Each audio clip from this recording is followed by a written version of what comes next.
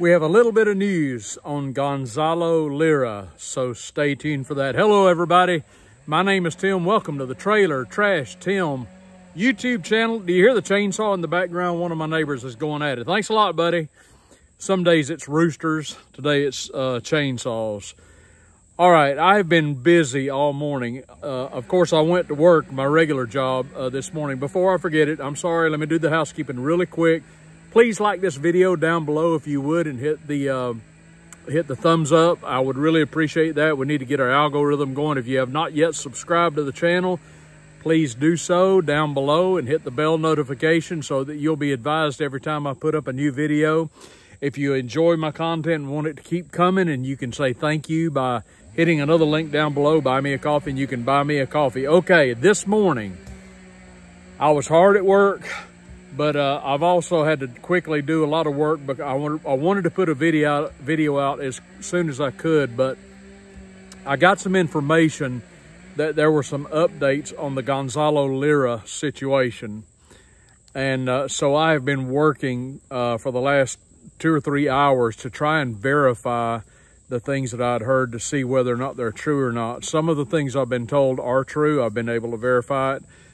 Some of it is, I'm not going to say it's not true, but I don't think it's true. I'm certainly not been able to verify it. But here is what we know. And let me also say, most of you probably understand, free speech ain't what it used to be.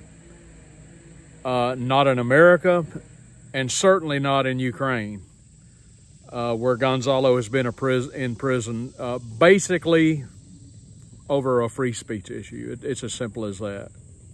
So you have two nations which bill themselves as democracies. Well, inherent in a democracy is the ability for the citizens to speak their minds.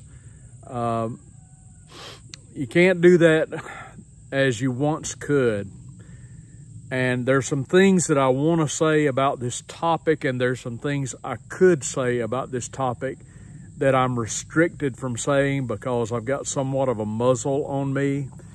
So those of you who watch me regularly are just going to have to kind of read between the lines and understand there's more I'd like to say, but simply can't. What I'm going to do is tell you as succinctly and as sanitarily, if that's a word, antiseptically as I can about what we know that is going on in this.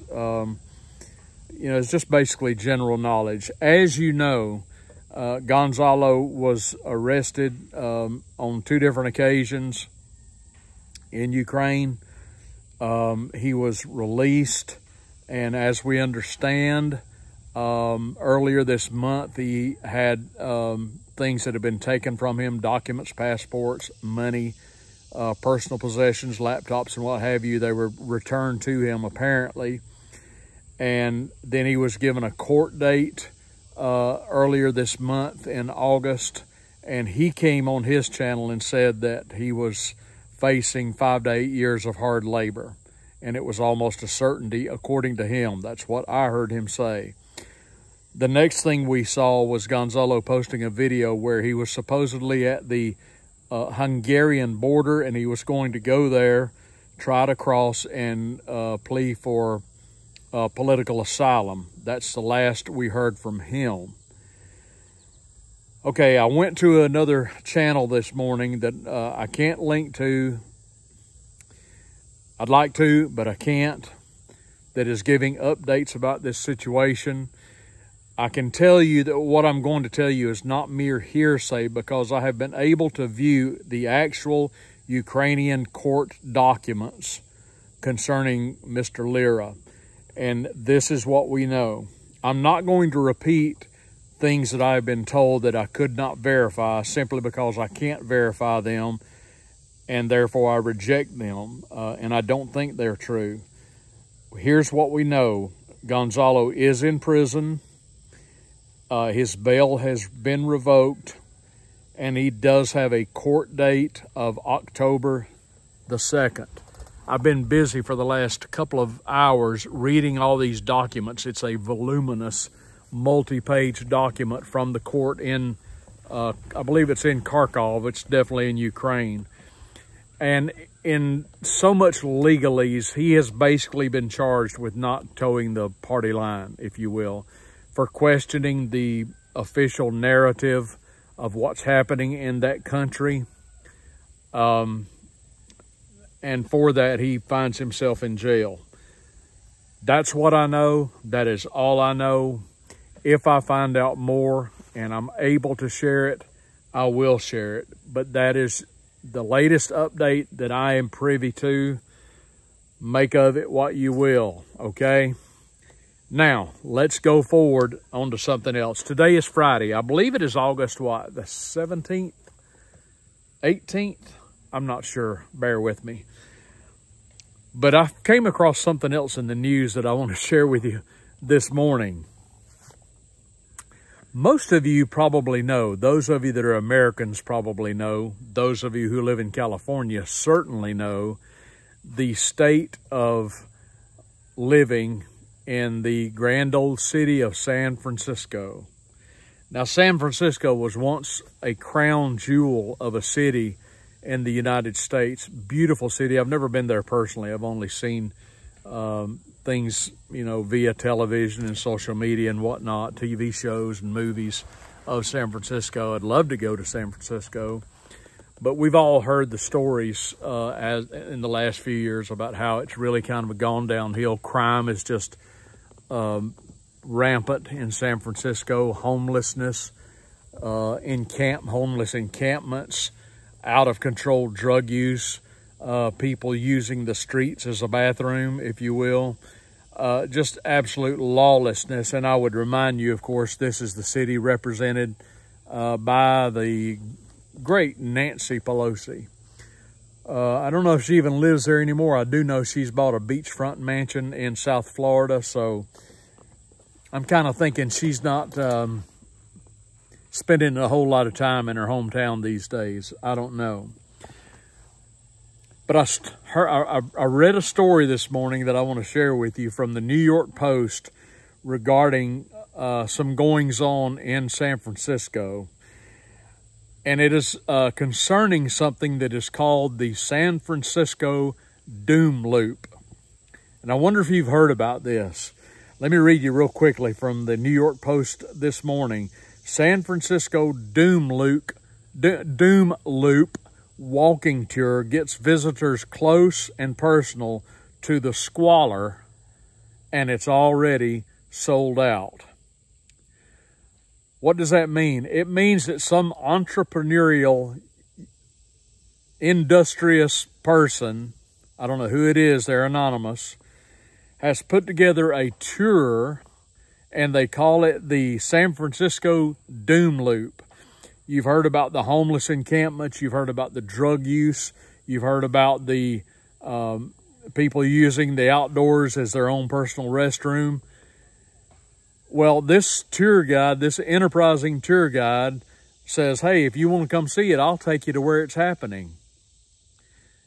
It's a tour of the San Francisco Doom Loop.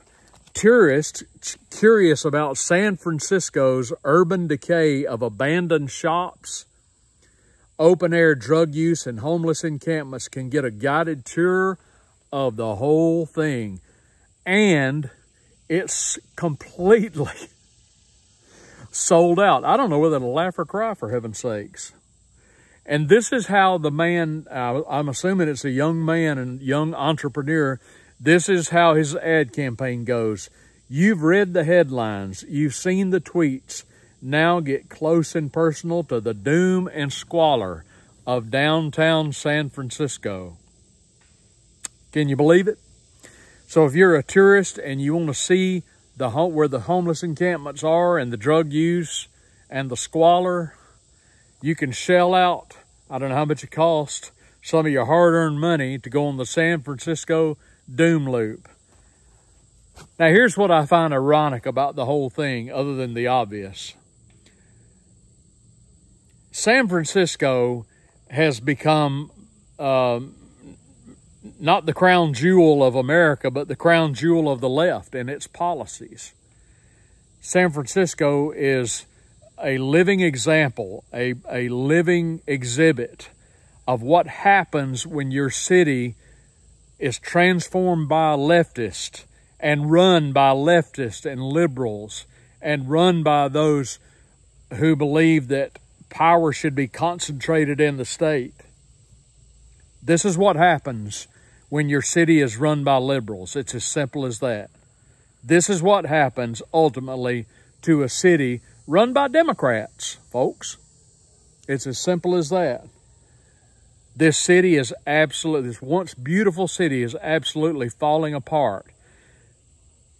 But in the midst of a city run by statists, in the midst of a city run by Marxist and communist and leftist, some enterprising young person, I guess they're young, shows us what you do with capitalism.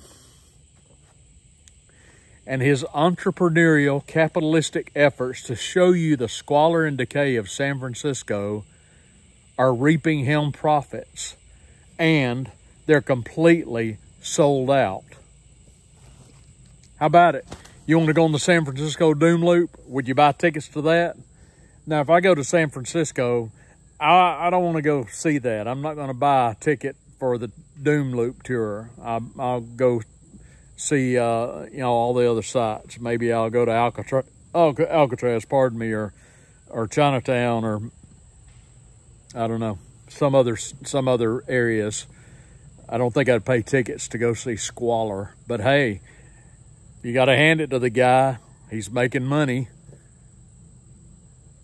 There you have it, the San Francisco Doom Loop. How about you? Would you go do it? Would you go to the San Francisco Doom Loop? Put your comments down below. I'd love to hear what you have to say. Everybody have a great Friday. If I get more news about Gonzalo, I will certainly pass it along.